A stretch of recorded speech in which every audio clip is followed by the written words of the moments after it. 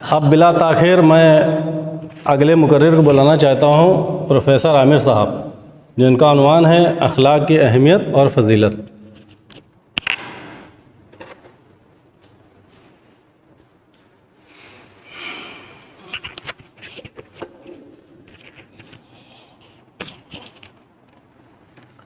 अस्सलामु अलैकुम वरहमतुल्लाहि वबरकातुहू।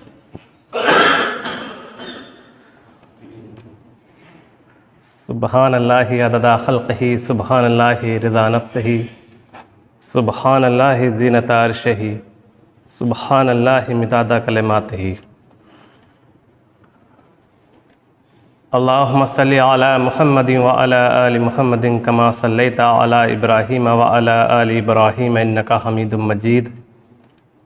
अल्लाहुम्मा बारिक अला मुहम्मदिन व अला आलि मुहम्मद कमा बारकता अला इब्राहीम व अला आलि इब्राहीम इन्नका हमीदुम मजीद। रब्बि इश्रह ली सदरी व यस्सिर ली अमरी वहलुल उक़दतम मिन लिसानी यफ़क़हू क़ौली व रब्बि ज़िदनी इल्मा। अल्लाहुम्मा रब्बि ज़िदनी इल्मा।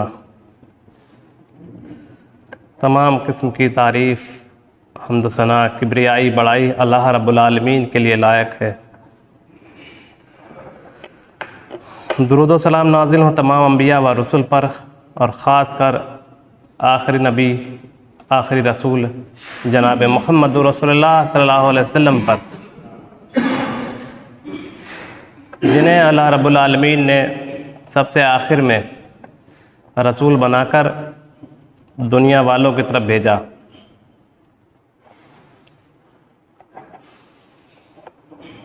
नबी अकरम सल्लल्लाहु अलैहि वसल्लम को जब अल्लाह ताला ने रसूल बनाकर दुनिया वालों की तरफ भेजा, तो आपके भेजने का जो बेअसत का एक मकसद ये था कि आप हुस्न अखलाक की तकमील के लिए भेजे गए।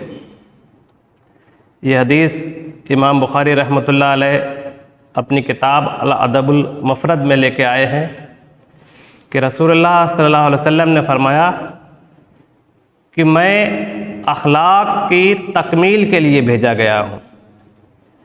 यानी जो हुस्न अखलाक का जो परफेक्शन है वो मेरे ज़रिए होगा। यानी जो हुस्न अखलाक का जो कंप्लीशन है, कंप्लीट जो होगा, वो किसके ज़रिए होगा? मुहम्मदुर रसूलुल्लाह सल्लल्लाहु अलैहि वसल्लम से के ज़रिए।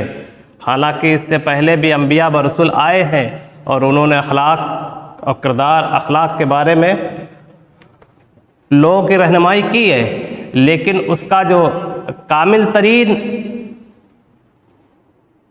नज़रिया जो पेश किया, जो वो मुहम्मदुर रसूलुल्लाह सल्लल्लाहु अलैहि वसल्लम ने।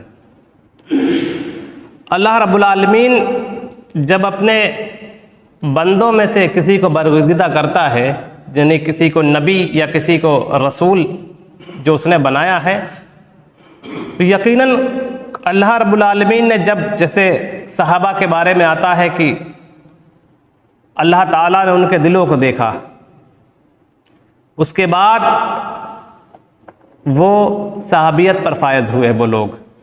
तो ऐसे ही नबी और रसूल में भी कुछ खासियतें होती थी नबुव्वत देने से पहले, जिसकी बिना पर अल्लाह रब्बुल आलमीन अपने बंदों में से किसी एक बंदे को बरगुज़ीदा करता है। तो हमें अखलाक क्या है और नबी अकरम सल्लल्लाहु अलैहि वसल्लम से हुस्न अखलाक सीखने की ज़रूरत है।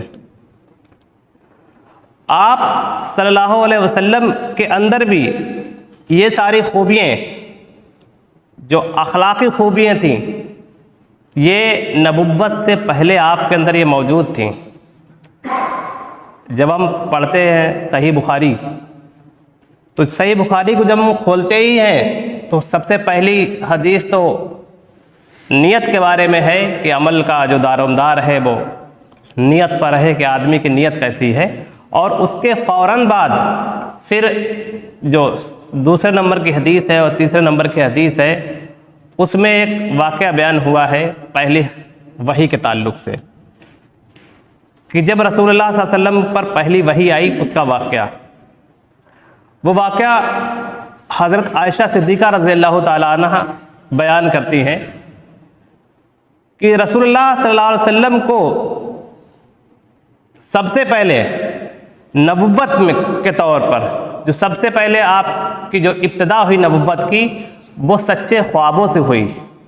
आप सल्लल्लाहु अलैहि वसल्लम जो ख्वाब रात में देखते थे, रोशन सुबह की तरह वो ख्वाब सच्चे हो जाया करते थे। उसके बाद मिन जानिब कुदरत आप सल्लल्लाहु अलैहि वसल्लम तन्हाई पसंद हो गए। आप सल्लल्लाहु अलैहि वसल्लम को खलवत पसंद होने लगी और आप सल्लल्लाहु अलैहि वसल्लम तन्हाई में अल्लाह रब्बुल आलमीन को याद करते थे और उसका ज़िक्र और फ़िक्र किया करते थे। उसके कुछ दिनों बाद आप सल्लल्लाहु अलैहि वसल्लम गारे हिरा में तशरीफ़ ले जाया करते थे और वहाँ अल्लाह रब्बुल आलमीन का ज़िक्र करते थे और अल्लाह रब्बुल आलमीन की इबादत किया करते थे। जो तोशा हज़रत खदीजा रज़ियल्लाहु ताला अन्हा आप सल्लल्लाहु अलैहि वसल्लम को देती थीं, आप सल्लल्लाहु अलैहि वसल्लम उसको लेकर गारे हिरा में जाते थे और वहाँ पर आप सल्लल्लाहु अलैहि वसल्लम अल्लाह का ज़िक्र किया करते। आप सल्लल्लाहु अलैहि वसल्लम कभी कभी कई रातों तक वहाँ क़याम करते थे। और फिर एक ऐसा वाक़या नमूदार हुआ कि हज़रत जिब्राईल अलैहिस्सलाम अल्लाह के रसूल सल्लल्लाहु अलैहि वसल्लम के पास आए, यानी आप सल्लल्लाहु अलैहि वसल्लम फरमाते हैं कि जिब्राईल अलैहिस्सलाम मेरे पास आए और उन्होंने मुझसे कहा कि पढ़ो। मैंने कहा कि मैं पढ़ा हुआ नहीं हूँ, मैं पढ़ना नहीं जानता। तो जिब्राईल अलैहिस्सलाम ने मुझे पकड़ा और उस फरिश्ते ने मुझे तेज से दबाया कि मेरी ताकत जवाब दे गई और उस फरिश्ते ने कहा कि पढ़ो। तो मैंने कहा मैं पढ़ा हुआ नहीं हूँ। ये 3 बार ऐसा हुआ। तीसरी बार फरिश्ते ने आप सल्लल्लाहु अलैहि वसल्लम को पकड़ा और भींचा और कहा कि पढ़ो इक़रा बिस्मि रब्बिकल लज़ी खलक़, कि पढ़ो अपने रब के नाम से जिसने पैदा किया। खलक़ल इंसान मिन अलक़, इंसान को एक जमे हुए खून से, एक खून की फुटकी से पैदा किया। पढ़ो अपने रब के नाम से जो बड़ा मेहरबान है। तो जब ये आयतें आप सल्लल्लाहु अलैहि वसल्लम पर नाजिल हुई तो आप सल्लल्लाहु अलैहि वसल्लम के सामने एक अनोखा वाक़या था। तो आप सल्लल्लाहु अलैहि वसल्लम इस वाक़े से बहुत ज़्यादा घबरा गए और आपकी कपकपी सी बंध गई। आप जब घर पर वापस आए तो बहुत घबराए हुए थे और आपने हज़रत खदीजा रज़ियल्लाहु ताला अन्हा से कहा कि मुझे कंबल उड़ा दो, मुझे कंबल उड़ा दो। तो हज़रत खदीजा रज़ियल्लाहु ताला ने आपको कंबल उड़ाया और उसके बाद जब आपको कुछ इत्मीनान हुआ तो हज़रत खदीजा ने पूछा कि क्या हुआ है। तो आप सल्लल्लाहु अलैहि वसल्लम ने सारा वाक़या जो है वो बयान किया कि मेरे साथ एक ऐसा अनोखा वाक़या पेश आया है। आप घबरा इतना गए कि आप सल्लल्लाहु अलैहि वसल्लम ने फरमाया कि मुझे अपनी जान का खौफ लगता है। तो हज़रत खदीजा ने आपको ढारस बंधाया और कहा कि अल्लाह ताला आपको ज़ाया नहीं करेगा, अल्लाह ताला आपको ज़ाया या रुस्वा नहीं करेगा। आप तो अखलाक के बुलंद दर्जे पर फायज हैं और आप बेकसों की मदद करते हैं, उनके बोझ को आप उठा लेते हैं और आप गरीबों मिस्कीनों को कमा कर खिलाते हैं। यानी आप कमाते हैं किसके लिए? गरीबों के लिए, मिस्कीनों के लिए। आप सिला रहमी करने वाले हैं। आप जब लोगों को ज़रूरत होती है तो उस ज़रूरत में आप मदद करने वाले हैं। आप बेहतरीन मेहमान नवाजी करने वाले हैं। तो ऐसे हसन अखलाक वाले शख्स को अल्लाह ताला यूं ही ज़ाया नहीं कर देगा, यूं ही मौत नहीं दे देगा। तो इस वाक़े से हमें ये पता चलता है। इसके बाद वाक़या ये है कि इस वाक़े को मैं पूरा ही कर दूं कि हज़रत खदीजा रज़ियल्लाहु ताला अन्हा आप सल्लल्लाहु अलैहि वसल्लम को लेकर अपने चचा बरक़ा बिन नौफल, जो एक ज़माने जहलियत में जिन्होंने ईसाईयत कबूल कर ली थी और वो इब्रानी ज़बान में इंजील लिखा करते थे। तो जो बरका बिन नौफिल जो चचाजाद भाई थे हज़रत खदीजा रज़ियल्लाहु ताला अन्हा के, आप सल्लल्लाहु अलैहि वसल्लम को लेकर खदीजा वहाँ गईं और उन्होंने कहा देखिए आपका भतीजा क्या कहता है। बरका बिन नौफिल को आप सल्लल्लाहु अलैहि वसल्लम ने वो पूरा वाक़या जब बयान किया तो उन्होंने कहा कि अरे ये तो वही नामूस फरिश्ता है जो मूसा पर आया करता था।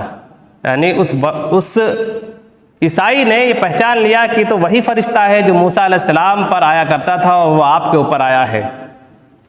और कहा कि मुझे अफसोस है कि तेरी कौम तुझे निकाल देगी। तो आप सल्लल्लाहु अलैहि वसल्लम ने कहा कि मेरी कौम मुझे निकाल देगी। आपने बात ये चौंक कर कही, क्यों? क्योंकि आप सल्लल्लाहु अलैहि वसल्लम सादिक और अमीन के लक़ब से मक्के मुकर्रमा में जाने जाते थे। तो आप सल्लल्लाहु अलैहि वसल्लम चौंके कि मेरी कौम मुझे निकाल देगी। तो उसके बाद बरका बिन नौफिल ने कहा कि अगर मैंने आपका ज़माना पा लिया तो मैं आपकी पूरी मदद करूँगा। लेकिन उसके कुछ दिनों बाद ही बरका बिन नौफिल जो है वो फौत हो गए और वही का सिलसिला कुछ वक्त तक रुका। तो इस वाक़े में ये देखिए कि आप सल्लल्लाहु अलैहि वसल्लम को नबुव्वत देने से पहले आप अखलाक के बुलंद तरीन दर्जे पर फायज थे। आप बेकसों की मदद करने वाले थे, मुफलिसों और जो मिस्कीनों हैं उनके लिए आप कमाते थे और उनके लिए आप कमा कर देते थे। एक बार ऐसा हुआ कि मांगने वाले ने आपसे कुछ मांगा, आपके पास कुछ नहीं था, आपने कर्ज लेकर दिया। तो उमर फारूक रज़ियल्लाहु ताला ने कहा, है अल्लाह के रसूल, आपको तो इसका मुकल्लफ नहीं बनाया है कि आप बोझ को अपने ऊपर लाद लें। आपके पास अगर नहीं है तो अल्लाह ताला ने आपको इस बात का मुकल्लफ नहीं बनाया कि आप कर्ज लें। लेकिन आप सल्लल्लाहु अलैहि वसल्लम को ये बात उमर फारूक रज़ियल्लाहु ताला अन्हु की पसंद नहीं आई। तो आप किस दर्जे तक थे कि अगर ज़रूरतमंद था तो उसके लिए आप सल्लल्लाहु अलैहि वसल्लम कर्ज लेकर उसकी मदद किया करते थे। तो ये आपका अखलाक था, आप सल्लल्लाहु अलैहि वसल्लम का ये अखलाक था। और इसकी गवाही बाद में कुरान करीम ने भी दी कि वइन्नका लअला खुलुक़िन अज़ीम, जो अभी सूरत पढ़ी गई थी नमाज में, कि बेशक आप अखलाक के बुलंद तरीन दर्जे पर फायज हैं। अखलाक का जो लफ्ज़ है वो खुलुक़ से बना है। अखलाक का लफ्ज़ खुलुक़ से बना है, जिसका मतलब ये होता है कि अगर एक आदमी जिसको हम देख रहे हैं, हम अपनी बसीरत से उस आदमी के बिहेवियर को हम पहचान जाते हैं कि ये शख्स किस तरह का है, उसी को हम इंग्लिश में बिहेवियर कहते हैं और उर्दू में अखलाक या अरबी में अखलाक कहते हैं। तो आप सल्लल्लाहु अलैहि वसल्लम को जो अखलाक जो आपका अखलाक था, वही अखलाक की तालीम, हुस्न अखलाक की तालीम आप सल्लल्लाहु अलैहि वसल्लम ने इस उम्मत के लोगों को दी। अखलाक के ताल्लुक़ से तो बहुत सारी अहदीस हैं, लेकिन उनमें से मैं एक या दो हदीस ही पढ़ के अपनी बात को आगे बढ़ाना चाहूँगा। हज़रत अब्दुल्लाह इब्न उमर रज़ियल्लाहु ताला अन्हु बयान करते हैं कि अल्लाह के रसूल सल्लल्लाहु अलैहि वसल्लम ने इरशाद फरमाया कि जो शख्स, जो मुसलमान, जो मोमिन राह इत्दाल पर चलता है, जो शख्स, जो मोमिन इत्दाल और राह सवाब पर चलता है और अपने अच्छे अखलाक माफ़ करने और दरगुजर करने की फितरत की वजह से उस शख्स तक पहुंच जाता है जो शख्स रातों को जागता है, रातों को लंबा क़याम करता है और दिन में रोज़े रखता है। तो आप सल्लल्लाहु अलैहि वसल्लम ने इस हदीस में ये फरमाया कि जिसका अखलाक अच्छा है, जो हुस्न अखलाक वाला है, वो शख्स उस दर्जे तक पहुंच जाता है जो बंदा रातों को क़याम करता है, रातों को तहज्जुद की नमाज़ पढ़ा करता है और दिन में रोज़े रखा करता है। तो ये अखलाक इतना बड़ा अमल है कि केवल इस अखलाक की खूबी उसको उस दर्जे तक फायज कर देती है, उस दर्जे पर फायज कर देती है। जबकि अगर वही हुस्न अखलाक वाला अपने इन अमल में भी अमल पैरा हो, यानी कि वो खुद तहज्जुद की नमाज़ पढ़ता हो या दिन में रोज़े रखता हो तो उसके फिर क्या ही कहने। तो ये देखिए कि हुस्न अखलाक के बारे में और दरगुजर करना, माफ़ करना, ये कितना बड़ा अमल बताया है आप सल्लल्लाहु अलैहि वसल्लम ने। और ये अखलाक इसी के साथ आती है एक टर्म नरमी। ये ऐसी चीज़ें हैं कि जिनको ये चीज़ें मिल गईं, जिन्होंने अपने अंदर ये चीज़ें डेवलप कर लें या अल्लाह रब्बुल आलमीन की तरफ से ये चीज़ें उसको मिल गईं, तो समझिए ये सारी की सारी भलाई है। हज़रत आयशा रज़ियल्लाहु ताला अन्हा कहती हैं कि रसूलुल्लाह सल्लल्लाहु अलैहि वसल्लम ने फरमाया कि जिसको नरमी दे दी गई उसको दुनिया और आखिरत की कुल भलाई दे दी गई। जिसको नरमी मिल गई उसको दुनिया और आखिरत की कुल भलाई मिल गई। और सिला रहमी, अच्छा अखलाक और अच्छा पड़ोसी बनना घरों को आबाद कर देता है और उम्र में इजाफा करता है। यह हदीस इमाम नासरुद्दीन अलवानी अपनी किताब अल-सिलसिलातुस सहीहा में हदीस नंबर 67, इमाम नासरुद्दीन अलवानी की जो किताब है अल-सिलसिलातुस सहीहा, उसका जो पहला बाब है वही अखलाक और अदब का बाब है। उसमें सारी हदीस जो है वो इसी ज़िमन में आई हैं। तो इस हदीस में भी हम देखें कि आप सल्लल्लाहु अलैहि वसल्लम ने क्या फरमाया है कि नरमी क्या चीज़ है। नरमी ऐसी चीज़ है जो कुल की कुल भलाई है, लेकिन हम अपने किरदार में ये बात देखें, क्या हमारे अंदर ये सिफ़ातें मौजूद हैं। एक मोमिन के अंदर जो ये सिफ़ात मौजूद होना चाहिए हुस्न अखलाक की और नरमी की, तो क्या ये सिफ़ातें हमारे अंदर मौजूद हैं? अगर मौजूद हैं तो अल्लाह रब्बुल आलमीन का शुक्र अदा करें। और आपको लगता है कि ये सिफ़ातें हमारे अंदर नहीं हैं तो इन पर हमें मेहनत करने की ज़रूरत है कि हम अपना जो मिजाज है, वो जो हमारा मिजाज है वो हुस्न अखलाक वाला हो जाए, हमारा मिजाज नरमी वाला हो जाए। कि जो काम नरमी से हो जाते हैं वो सख्ती से नहीं हो पाते हैं। ये नरमी, ये अखलाक, ये मुसलमानों को आपस में जोड़ने का एक ज़रिया है। इस चीज़ से मुसलमान जो है वो एक बॉन्ड में बंध जाते हैं और एक मजबूत शक्ल में दिखाई देते हैं। लेकिन अगर ये चीज़ हमारे अंदर से निकल गई तो यकीन जानिए फिर हम अलग अलग होकर, अफराद की शक्ल में टूट कर अलग अलग होकर बिखर जाएंगे और हमारा कोई। अब यही चीज़ को हम थोड़ा और आगे बढ़ाते हैं कि अगर कोई शख्स ऐसा है जो खुद बद अखलाक है तो क्या फिर भी हमें उसके साथ अखलाक से पेश आना चाहिए?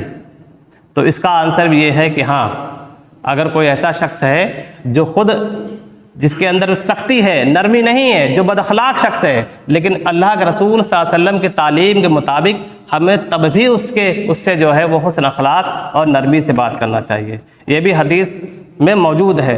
हज़रत आयशा रज़ियल्लाहु ताला अन्हा बयान करती हैं कि एक शख्स आया और उसने अंदर आने की इजाज़त चाही, तो आप सल्लल्लाहु अलैहि वसल्लम ने झांक कर देखा तो आयशा रज़ियल्लाहु ताला अन्हा से फरमाया कि ये शख्स अपनी कौम का बुरा आदमी है और आपने उसको अंदर आने की इजाज़त दी। लेकिन जब आपने उसको अंदर आने की इजाज़त दी और उसके साथ आपने जो नर्म गुफ्तगू की तो आयशा रज़ियल्लाहु ताला अन्हा को बड़ा हैरानी हुई और आपने बाद में पूछा कि ऐ अल्लाह के रसूल, ये शख्स जिसके बारे में आपने फरमाया कि ये अपने कौम का बहुत बुरा आदमी है और आपने इसके मुतालिक जो फरमाया है, लेकिन उसके बाद आपने उससे ऐसी बात की, तो आप सल्लल्लाहु अलैहि वसल्लम ने फरमाया कि ऐ आयशा, लोगों में बदतरीन शख्स है वो कि जिसके बदमिजाजी बदअखलाक की वजह से लोग उसको छोड़ दें। तो ये सही बुखारी की हदीस है। तो इससे भी हमें जानने को मिला है कि हमारा अखलाक किस कदर ऊंचा होना चाहिए और ये नेकियों में बहुत बड़ी नेकी है। जो ऐसी नेकी जो हमें, जैसे अभी मैंने हदीस आपके सामने बताई है, ऐसी नेकी जो हमें बहुत बुलंद दर्जे पर फायज करती है। जो जन्नत में जाने वाले जो शख्स होंगे उनके मीज़ान में सबसे भारी चीज़ कौन सी होगी? हुस्न अखलाक। तौहीद के बाद सबसे भारी चीज़ कौन सी होगी? जो हुकूकुल इबाद में वो हुस्न अखलाक होगा, जो तराजू में सबसे भारी होगा। सबसे ज़्यादा जन्नत में जाने वाले वो लोग होंगे जो अच्छे अखलाक वाले होंगे, और सबसे ज़्यादा जहन्नुम में जाने वाले वो लोग होंगे जो बद अखलाक होंगे। इसके बावजूद भी हमारे अंदर हम देखते हैं कि हम इन सिफ़ातों से खाली होते चले जा रहे हैं। आप सल्लल्लाहु अलैहि वसल्लम ने इस उम्मत के लिए अखलाक की तकमील के लिए आप सल्लल्लाहु अलैहि वसल्लम आए, और वो अखलाक अगर हमारे अंदर नहीं है तो फिर यही माना जाएगा कि जिस मकसद के लिए आप भेजे गए थे उस मकसद को पूरा करने के लिए हम लोगों ने आप सल्लल्लाहु अलैहि वसल्लम की कोई मदद, आपकी हेल्प नहीं की। क्योंकि आप जब अखलाक को तकमील के लिए आए हैं तो वो अखलाक हमारे अंदर झलकना चाहिए, वो अखलाक, वो नरमी हमारे अंदर झलकना चाहिए। हुस्न अखलाक का सबसे अव्वलीन मुस्तहक कौन है? तो इसका आंसर ये है कि हुस्न अखलाक का जो सबसे अव्वलीन जो मुस्तहक है वो हमारे वालिदैन हैं, वो हमारे वालिदैन हैं।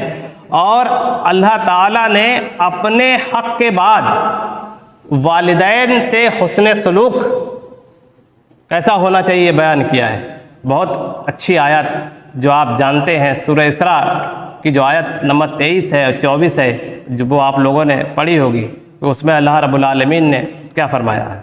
अल्लाह रब्बुल आलमीन ने फरमाया कि मैंने फ़ैसला कर दिया है कि अल्लाह के सिवा किसी की इबादत ना करना, वबिल वालिदैन एहसाना, और अपने वालिदैन के साथ एहसान करना।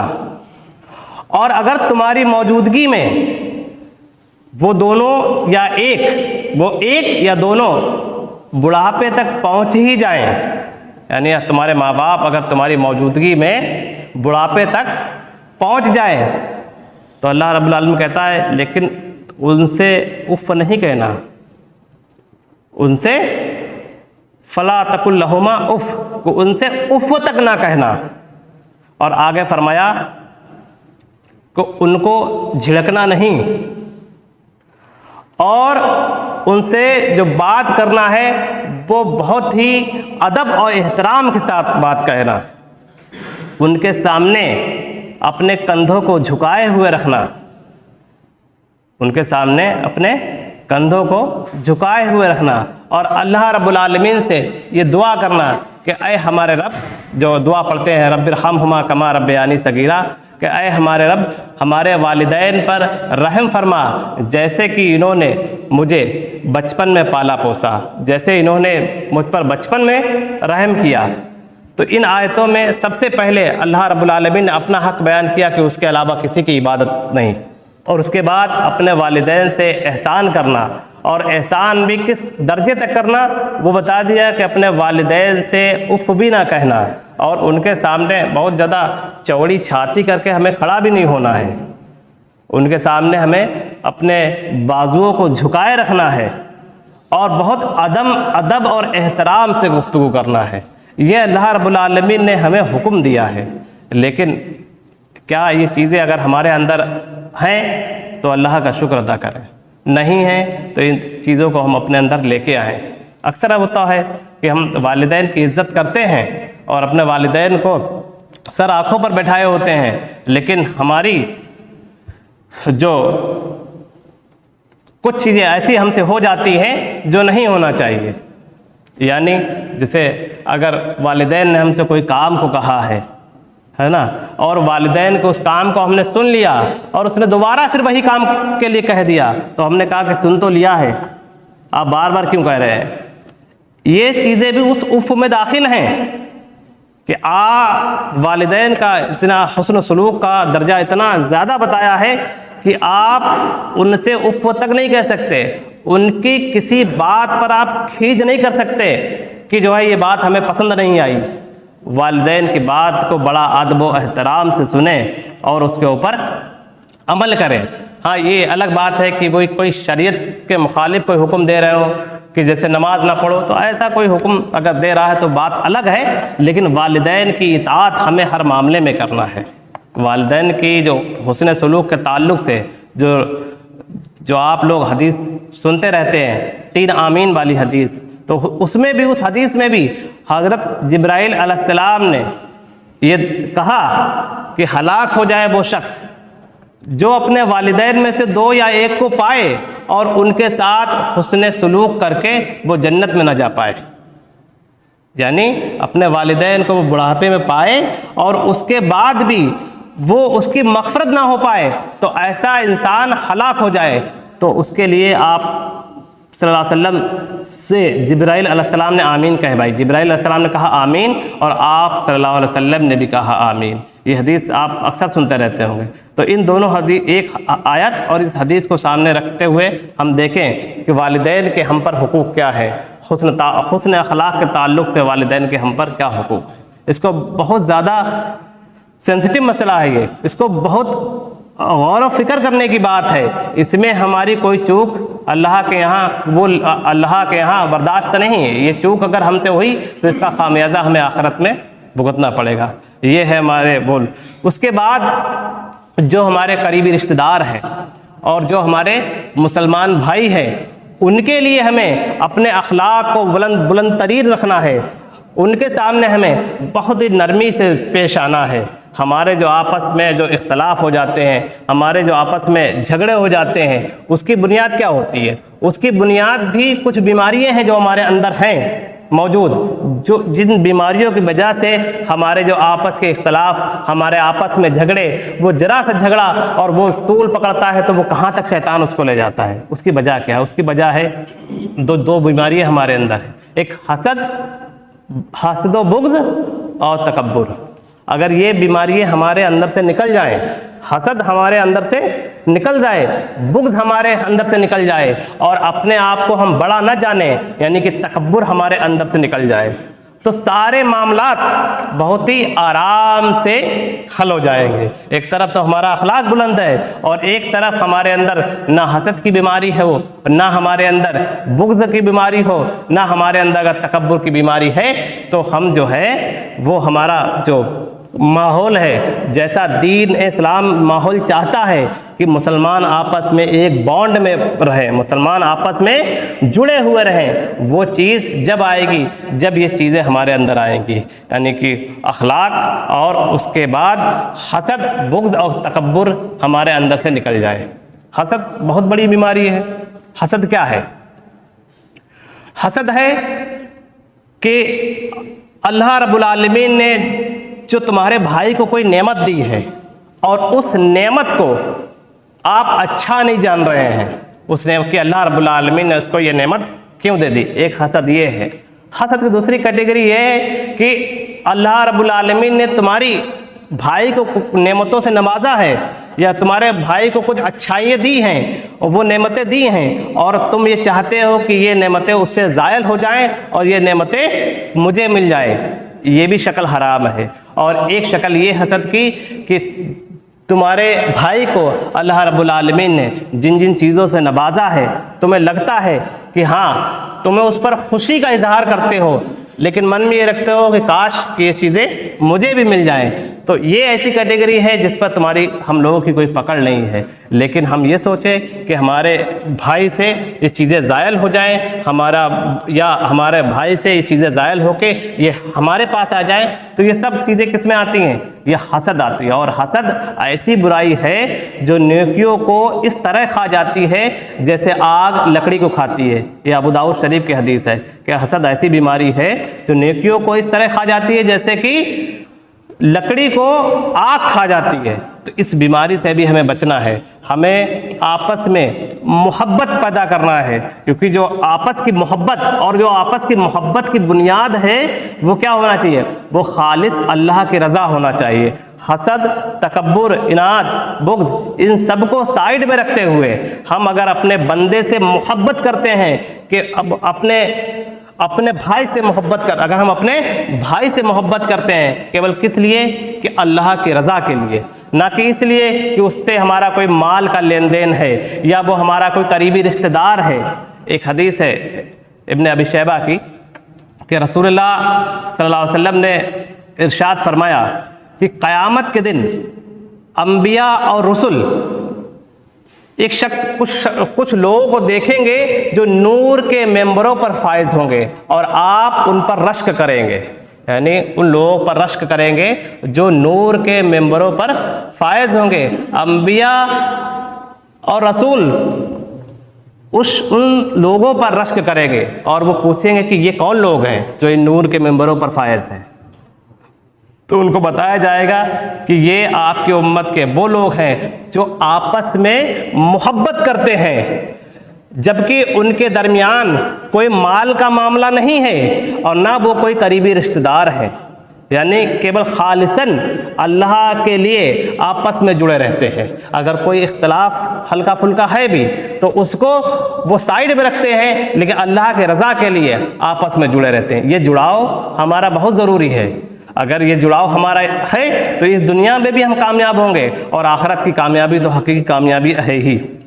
मैं अपनी बात केवल एक सहाबा के एक वाक़े से अपनी बात को मैं पूरा करूंगा। दो सहाबी हैं, एक सहाबी हैं रबिया असलमी रज़ियल्लाहु ताला अन्हु, वही इस वाक़े के रावी हैं।